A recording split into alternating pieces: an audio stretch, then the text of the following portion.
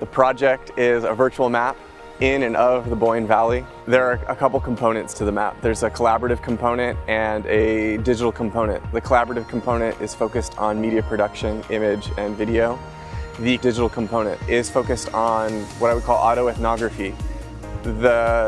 Specifically with this question of how does the question of code and narrative interact?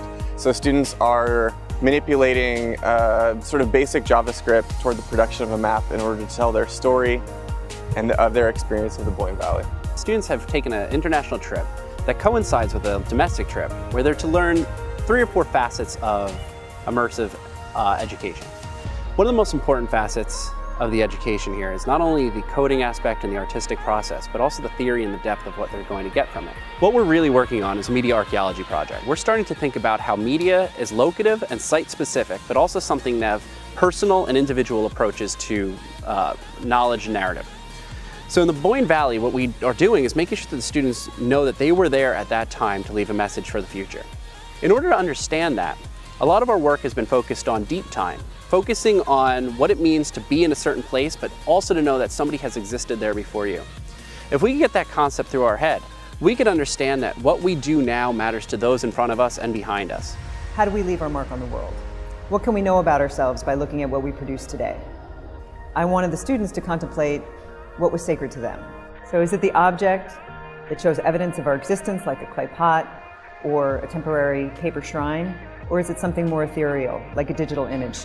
Media archaeology is extremely valuable. I'm taking away so much from this trip. I think visiting these sites have really opened my eyes, and just the whole preparation for this trip shows how valuable it is to leave your footprint, whether it be digitally or physically, in the world that you live, in the space that you inhabit every day.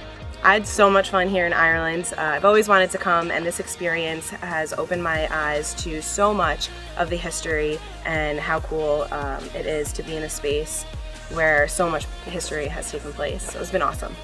Taking technologies such as code and GeoJSON API and uploading that to a content management system such as cPanel, and through technologies we utilize that and create a dynamically updating and managed website. Media archaeology to me is taking the staple tools, skills, and thought process of archaeology and applying that into new and digital media so that we may later rediscover our remnants of our digital presence.